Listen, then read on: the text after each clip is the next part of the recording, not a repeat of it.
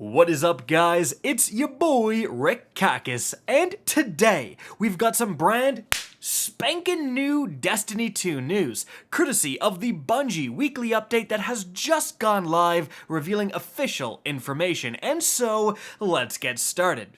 But really quick, if you're in the market for a new PC, check out Apex Gaming PCs, the absolute beauties that put together my monster PC that is capturing all that silky smooth background gameplay you're seeing. Click the link in the description down below. We have 3 different models, and if you use code KAKISHD, you can save up to $250. Definitely worth checking out. Alright, now, first off, what has been going on this week in Destiny 2?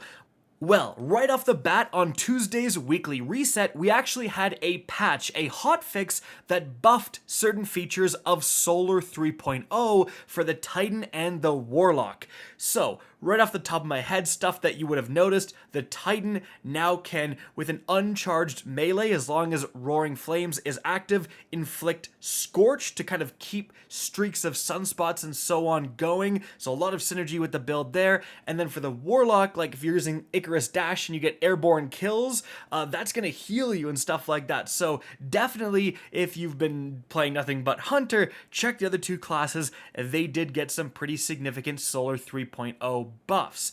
And that goes hand in hand with late last week, I think during the weekend or whatever, 4 new fragments were unlocked for everyone. Guys, definitely check out my video on Did, analyzing all of those and where the synergies are. And of course, that is something to go and acquire. You do have to go to Ikora to get them, incorporate into those Solar 3.0 builds, again, especially with the new buffs that came through this week as well.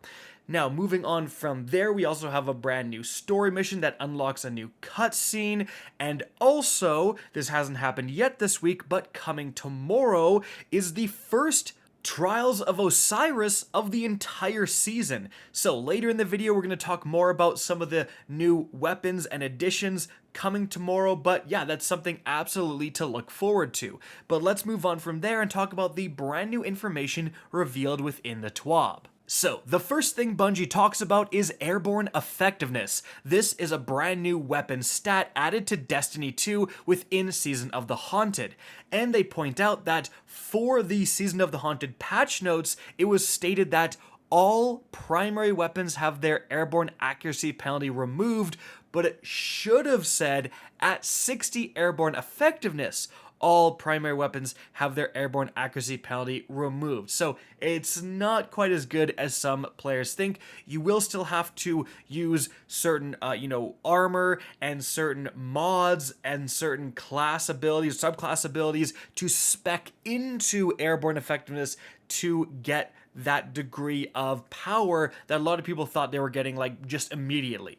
However, they also do say that at base, primary weapons generally shoot straighter while airborne than they did before. So if you're trying to jump in the air and have a gunfight, hunters looking at you, you are going to have a better time of that now in Season 17 than you did before, just because of these changes and the introduction of Airborne Effectiveness. In fact, Bungie actually says, like, if you have 30 Airborne Effectiveness, you have similar accuracy to pre-Season 17 Icarus Grip, suitable for jump shots at mid-range. And then they say a hand cannon's accuracy cone at 30 Airborne Effectiveness is 0.48 degrees compared to 0.47 degrees in the last seasons with Icarus Grip. But then at 60 Airborne Effectiveness, it removes the Airborne Accuracy penalty and allows for accurate longer range airborne shots. So, at 60, if you aim for the head, if your reticle is directly over the head, you're going to hit the head. But they also say, keep in mind, special weapons are penalized significantly more, so don't be expecting a ton of, jump shots with a sniper rifle. Now, they do say they're going to keep an eye on feedback when it comes to Airborne Effectiveness, but Bungie actually says in Season 18, which is next season and beyond, we plan on giving players a few new ways to build into the stat, including making the stat visible in the weapon inspection screen.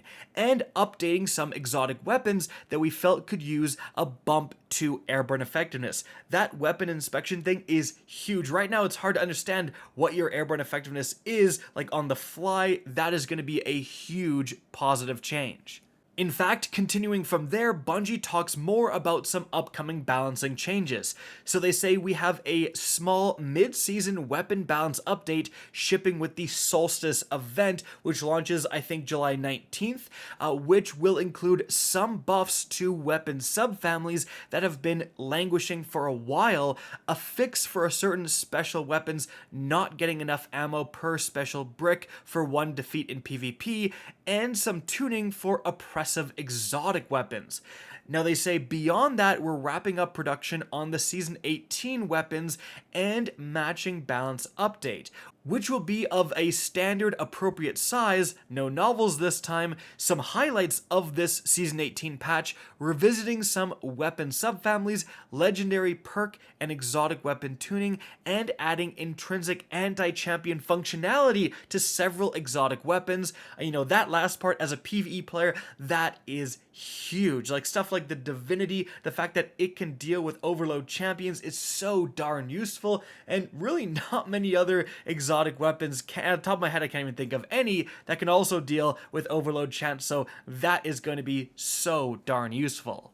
But moving on from there, as we talked about earlier, Trials of Osiris is back tomorrow. Here is a picture of the new armor sets for all of the different classes also being introduced this season, and we have two brand new Trials weapons to go after. The first one is the Forgiveness Sidearm. Now this is an aggressive burst 2-round burst archetype. It's actually stasis, and it has some pretty decent perks. I mean, it actually can get Demolitionist in the first slot and then Adrenaline Junkie in the second slot for that PvE wombo combo if you're looking for that. But it can also get stuff like Moving Target, Air Assault, Killing Wind combined with Harmony, Multi-Kill Clip. It's a pretty solid little sidearm for people who do like sidearms. Interestingly, according to the database, it can't get any stasis exclusive perks. So no Chill Clip, no Headstone, nothing, which is kind of interesting. Then we have the Burden of Guilt Fusion Rifle. Now this is another stasis weapon. Of course, being a stasis fusion rifle, there aren't too many, so that is very good.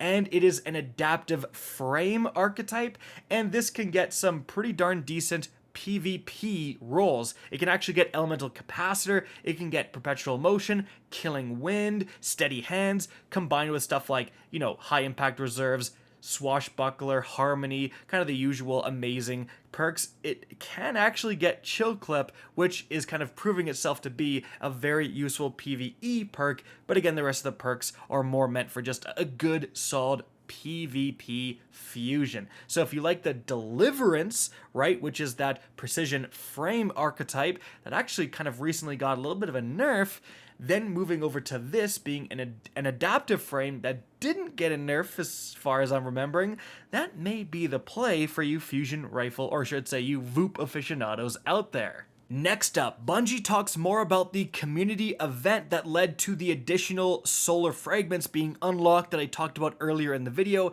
saying over 1.6 million players completed at least one Nightmare Containment during this event, and all these other stats. Now to celebrate, guys, they are releasing this brand new emblem, and if you want this emblem, all you have to do is go to bungie.net/redeem and enter this code you can see on screen right now. Continuing from there, something else that was introduced this season that you may have seen in the Eververse store is legendary ornaments for class items that actually have exotic tie-ins. So right here you can see the Cloak of Bacchus, and it says that it pairs with the Mask of Bacchus Hunter Exotic, and it adds a stasis effect on the cloak's collar when you combine those two things. So they're cool looking ornaments. but again, they're paired with certain exotics, and then when you use both of them, certain effects will happen, like you'll have glowing parts or color changes or so on, and that's just kind of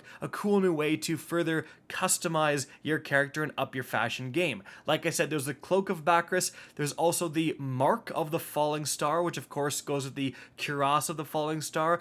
Then we have the Bond of Battle Harmony going with the Mantle of Battle Harmony, as you can see right here. And then lastly, guys, this month is Pride Month. Bungie is, of course, participating, and they're asking fans to show off their Pride art, guardians, etc. They didn't really provide a hashtag or anything useful for how to submit that stuff, so just put it out on the ether on Twitter, tag them, they want to see it. Guys, that is it for the video. Hope you enjoyed and found this informative. If you did, please remember to help me out by simply rating and especially sharing this video. If you guys want to see more Destiny 2 content similar to this, don't be afraid to slap that subscribe button. If you want to get in touch with me and keep up to date with the latest channel activity, the best way is to follow me on Twitter at RickKakis. That is linked in the description down below. Again, I hope you enjoyed the video, and as always, have a good day.